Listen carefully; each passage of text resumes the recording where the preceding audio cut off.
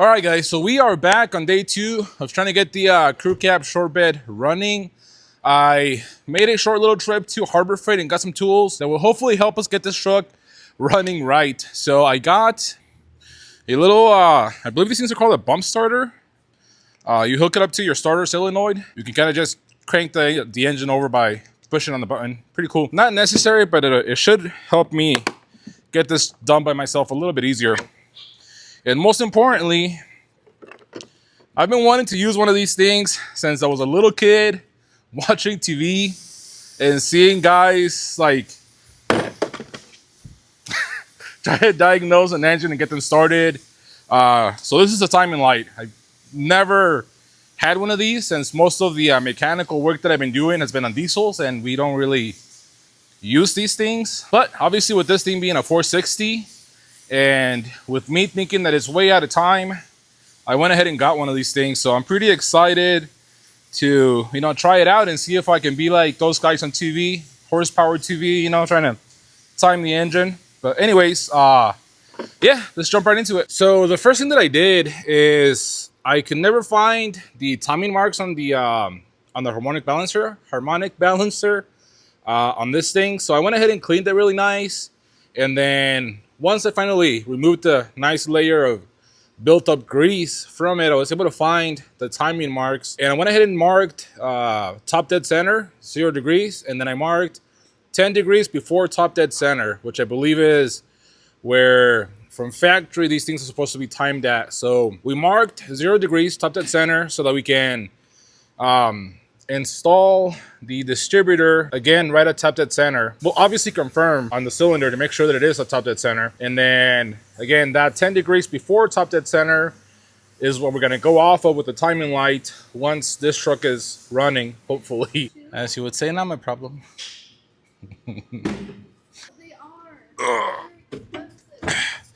Well, maybe next time don't say not my problem. Since we were talking in the last video about battery terminals, I actually went ahead and got some of the tools and supplies to make the battery cables, sorry, not terminals, cables for my single cab, and then obviously for all these other trucks too. Look forward to that video here, hopefully pretty soon. I feel like that's not great for being a brand new battery. I mean, brand new spark plug gunked up. Is that what fouled up means?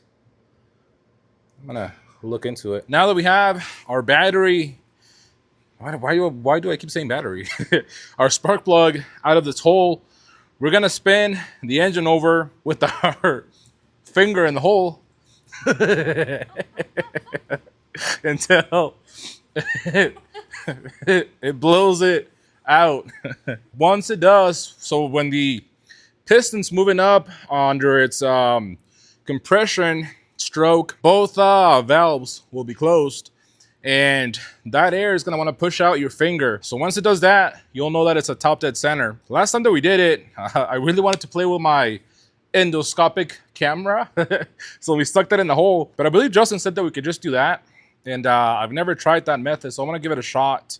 That's why we bought this thing. Now, this isn't necessary. You can crank the engine over by hand, or you can have somebody sit, in the behind the wheel and just tap the starter with the key. I like tools a little bit too much, and this seemed really cool, so I went ahead and got it to make this job a little bit easier. They gave it to me.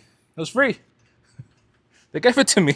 You're saying everybody go to Harbor Freight and go get yourself a free. So we got it hooked up again to our starter solenoid. So this is where you could also use a screwdriver between these two terminals and just arc it out. But again, how cool is that? Yeah, so we're gonna go ahead and stick our finger in the hole. Not in the hole, but on the hole. We're gonna go ahead and cover it up, and then we're gonna tap this over.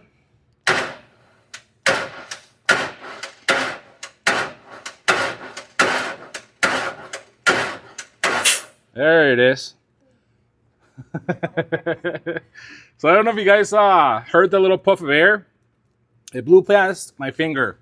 So again, that basically means that cylinder is either at top dead center or really close to being at top dead center. So now what we're gonna do is I'm gonna go ahead and from up here, take a look at the harmonic balancer and see if that mark is getting pretty close to the indicator on the block. Take a look real quick over here and I'll show you guys what we're looking for. Yeah, we're pretty much there. It needs to go a little bit higher, but it's pretty much right there. If you see, do you see that? Where are you going? Okay, right there, hold it right there.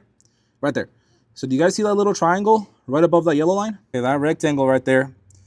The flat part on top should be lined up exactly with that yellow mark that we that should be pointing exactly at that 0 degree mark on your harmonic balancer. So we marked it with the smaller line. So again, that's pretty much there. I could turn it over by hand just a smidge to get it exactly at top dead center, which I might try. At that point is where you know you can install your distributor, and it should, if you align it correctly to where it should go, it should be pointing to your number 1 cylinder, and you should be ready to time it. I'm gonna go ahead and do what I gotta do, and I'll show you guys as I go. Okay, so I kind of gathered my thoughts.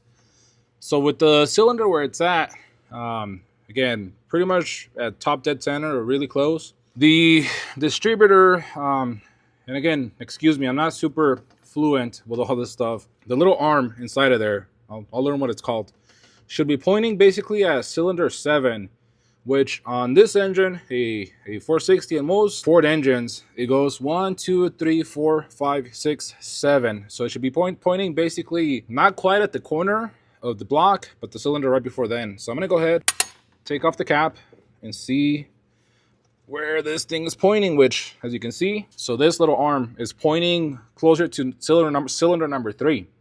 When where it's at right now, it should be pointing to cylinder number 7. What we're gonna do is try and reinstall this thing with that arm pointing at cylinder number 7. And I'll show you. So this is from one of the Heinz manuals that it actually came with the truck. So again, this is the front of your engine, your firing order, 1, 2, 3, 4, 5, 6, 7, 8. 1, again, is pointing. So this would be your number 1 cylinder spark plug wire. It's pointing kind of right at 7. That's kind of what we mean. So we want this spark plug wire number 1, which is this one, pointing at 7 when it's about to fire, if that makes any sense. I'm gonna go ahead, take out the distributor, get it pointing that way, install everything back together, and then we can start our timing process.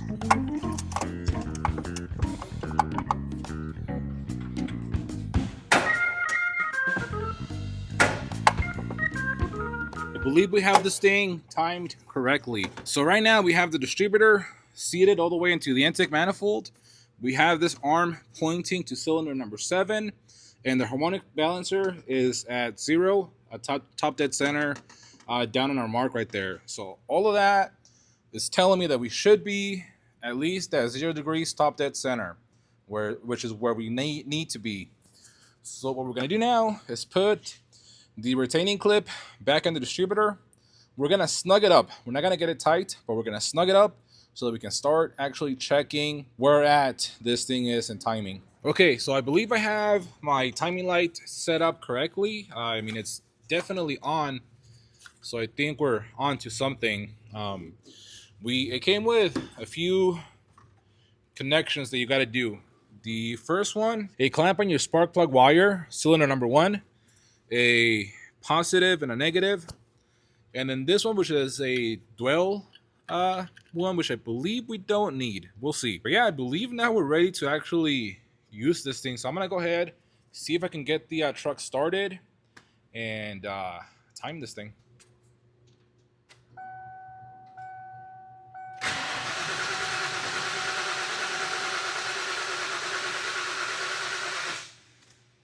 I need some starting fluid.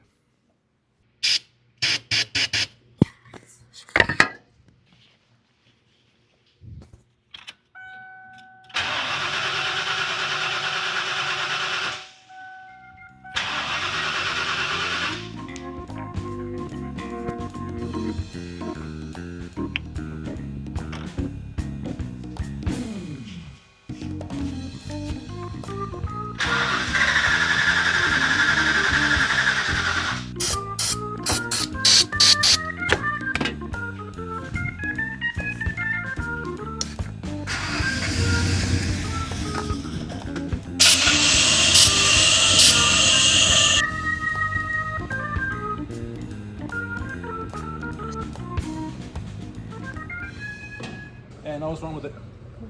It had no gas. It's got no gas.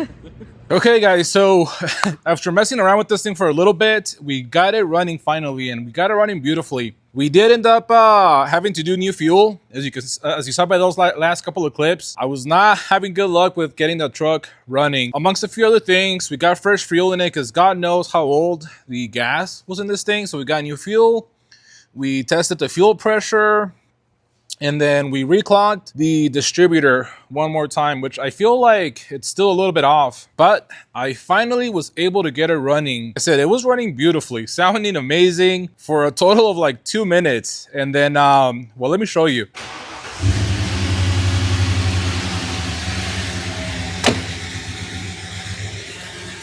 So, I don't know if you'll be able to hear, but we got a pretty, not a great sounding little tick in the engine. And then if we come over here and look past this cute little puppy, well, now it cooled down. But we had no oil pressure. So the truck's been cooling down now for a few minutes, maybe 30 minutes. So I guess the oil is a little bit thicker right now. It dropped down to 0. It was making some pretty bad noises. So I think this engine might be toast. I'm gonna try one last thing, one last little trick. We're gonna run some slightly thicker oil just to see what that will do. But I'm pretty sure that we're gonna have to, let me turn this off because we don't wanna damage it more than it already is. I'm gonna try just to see what happens. I'm gonna try running some thicker oil in this thing because again, I have no idea what the history in this truck is. I actually checked the oil and it seemed kind of thin. I am used to diesel oil, so it's a little bit thicker, I think. But this definitely seemed very thin and it was overfilled. So I'm gonna go ahead, do an oil change, go with a thicker oil, see what that does. But I'm gonna be preparing to probably do some engine work to this thing, which definitely a big bummer, and it's gonna put a little bit of a halt to our plans of doing a 10R80, a 10-speed swap on this thing. The cool thing, the nice thing is that for those 5 minutes, couple of miles that we drove it drove beautifully. Like this thing, I love this thing, and I really, really want to get it back on the road, you know, doing its thing. And it definitely bums me out. But we're gonna go ahead, do a quick oil change, see if it'll buy me some time with it as it is right now, so that we can get ready to do some engine work, and yeah, we'll go from there. So what I went out and did is grabbed some supplies to do an oil change. Now, a lot of you will recognize this Rotella T4 diesel engine oil. And I did do a little bit of research, and this is what they recommend. I was just joking about that, you know, putting a band-aid on this thing. I know that even if this fixes the problem for now, it's still a problem, and I will eventually have to fix it. But all I'm trying to accomplish by doing this is that it'll hopefully buy me enough time until I can figure out, you know, what the problem is and how to go about fixing it. Because this truck, believe it or not, sitting there as beautiful as it does have 300,000 miles. So it doesn't surprise me that the engine is gonna need a rebuild. 326,000 miles to be exact. So yeah, she is definitely ready for some love. I just really was hoping that, you know, she would give me a few more miles before I had, you know, they gave me any major engine problems. So again, like I said, just, you know, this is the cheapest thing that we can do right now. It was a whole of like $60 to buy all this stuff. If I can drive it for a little while longer until I figure out if I want to do like a full-on rebuild, or just try and do new main bearings and that stuff, and a new probably oil pump, which that might also be the issue, that it needs a new oil pump. For now, we're gonna do the oil change. I did go ahead and let it idle. It set all night, so in the morning when you turn it on, it has great oil pressure, sounds great.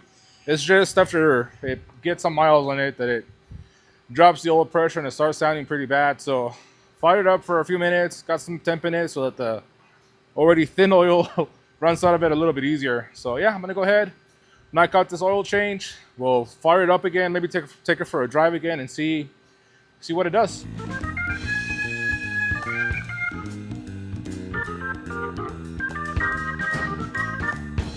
All right, guys, so here goes nothing. I am gonna use a little oil treatment additive, you know, just to add on to. Oh, that is thick. Nice. To add on to that Band-Aid. Like I said, hopefully we can get a few extra miles out of this thing. I mean, if I really didn't want to go with the rebuild route, the engine on the dually, it's in pretty good shape. Honestly, it has a coolant leak, but other than that, it's in pretty good shape, and we could definitely use that. At least pull it out, swap it into this thing real quick, and then run it while maybe we do an actual rebuild on this engine. That's definitely a possibility, an idea. And I mean, it might be easier to do the 10R80 swap with everything out. So I'm not opposed to doing that. This stuff's like honey. All right, guys. So I wanted to show you the oil. I kind of cleaned this thing as best as I could before we drain that. And again, super thin. Like that is super thin, and it's obviously like this looks like it came out of my 7.3. So not the healthiest looking oil. So I'm hoping that doing this new oil change with thicker oil will, you know, help it out some. I guess we'll see.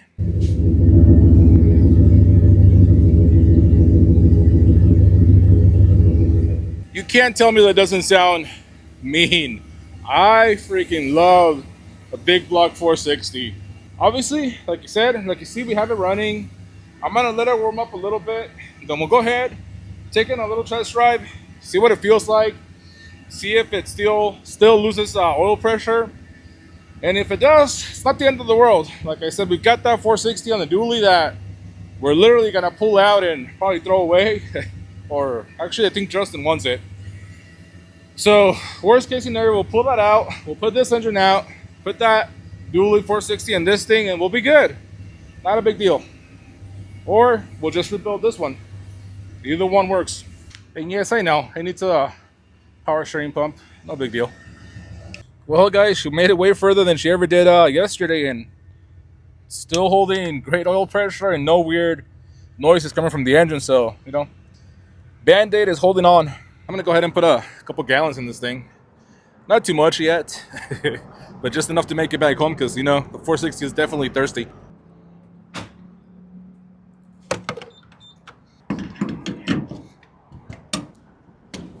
And that should be enough. Also, gas is at least under $3 now.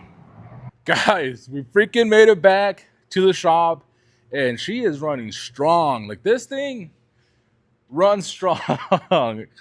I am so happy. We took it on a pretty decently long test drive.